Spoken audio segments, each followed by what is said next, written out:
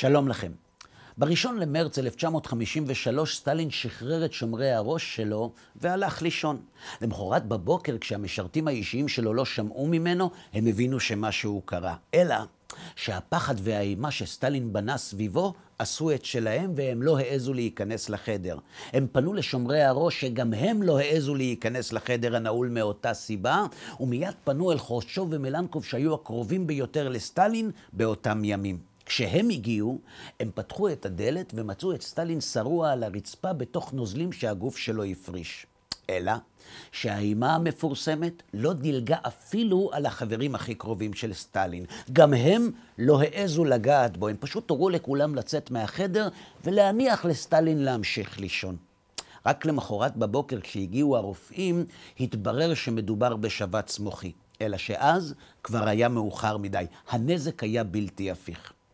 מה שלא כולם יודעים חברים הוא שמה שהרג את סטלין לא היה השבץ, משהו אחר, משהו שסטלין בנה וטיפח במו ידיו, האימה.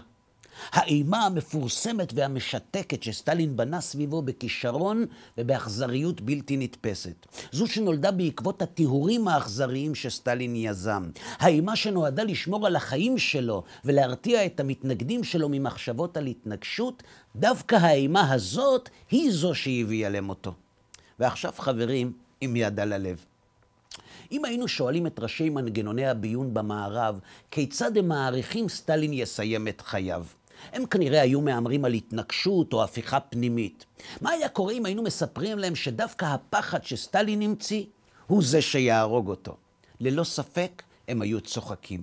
מה שמעניין זה שהדבר קרה שוב בברית המועצות 40 שנה מאוחר יותר. שוב המודיעין המערבי נכשל. אם היינו שואלים בשנות ה-70 את ראשי המודיעין במערב, מתי תקרוס ברית המועצות ובאיזו דרך? הם כנראה היו אומרים שאנשי מודיעין לא משתעשעים במדע בדיוני ושהמעצמה הזאת כאן בשביל להישאר לעוד הרבה שנים, ושאם בכל זאת הבלתי אפשרי יקרה, זה יהיה כרוך באסון עולמי ובשפיכות דמים בלתי נתפסת. מה היה קורה אם היינו מספרים להם שהמעצמה הזאת תקרוס ללא גרם אחד של אבק שריפה? איך אז הם היו מגיבים? שוב, הם כנראה היו פורצים בצחוק ובצדק. מי היה מעלה על דעתו שדווקא הכלכלה הקומוניסטית שבשמה נרצחו עשרות מיליוני בני אדם, כלכלה שעל פי נביאה הייתה אמורה להיות הכלכלה החזקה בעולם, דווקא היא תמוטט את השלטון הקומוניסטי? מי היה מאמין שדווקא הקומוניזם הוא זה שיפיל את הקומוניזם? למה אני מספר לכם על זה? כי כשבני ישראל יצאו ממצרים הם נדרשו להפנים בדיוק את המסר הזה. למה? כדי להיות ראויים לקבלת התורה. בפרשת בשלח, בני ישראל נתקלים בשני אירועים מכוננים שמלמדים אותם על מוגבלות החשיבה האנושית. האחד מתרחש בים סוף והשני במרה. בים סוף בני ישראל נתקלים בצבא המצרי שהיה גאוות פרעה ושעליו פרעה הטיל לאכוף את הגזרה, כל הבן הילוד היאורה תשליכו. דווקא הוא זה שטובע במים. נכון, המים שהיו אמורים לפתור את השאלה העברית, אותם מים בדיוק הם שפתרו בסופו של דבר את השאלה המצרית. ובמרה מה קרה? בדיוק אותו דבר. במרה בני ישראל נתקלים במים כל כך מרים שלמרות הצמאון הגדול שלהם הם לא מעיזים לשתות מהם. ואז משה מטיל אל המים עץ מר לא פחות, אבל המים מתמתקים והעם מרווה את צמאונו. ועכשיו שאלה חברים, אם היינו שואלים את בני ישראל אם הם מאמינים שדווקא המים שהמצרים מטילים לתוכם את התינוקות העבריים, דווקא המים האלה הם שיגרמו לנפילת האימפריה המצרית, נכון הם היו צוחקים? מה היה קורה אם היינו שואלים אותם במרה? איך לדעתם ניתן להמתיק מים מרים? הם היו חושבים על הכל, חוץ מעל עץ מר. אלא שבשני המקרים בני ישראל מגלים את מגבלות השכל האנושי. בשני המקרים הם מגלים שדווקא הבלתי הגיוני הוא זה שהפך את מצבם. את הידיעה הזאת בדיוק בני ישראל נדרשו להפנים לפני מתן תורה. למה? פשוט מאוד. במתן תורה בני ישראל נתקלים בספר הוראות מגביל ומשעבד לא פחות מעבדות מצרים. כשהם שואלים את משה איך הוא מסביר שדווקא ספר כל כך מגביל מעניק להם חירות, משה צריך להסביר להם שהספר נועד לשחרר ולא להגביל. אלא שתודו, תשובה כזאת לא מתקבלת על הדעת. לכן משה מזכיר להם את התובנות מים סוף וממראה.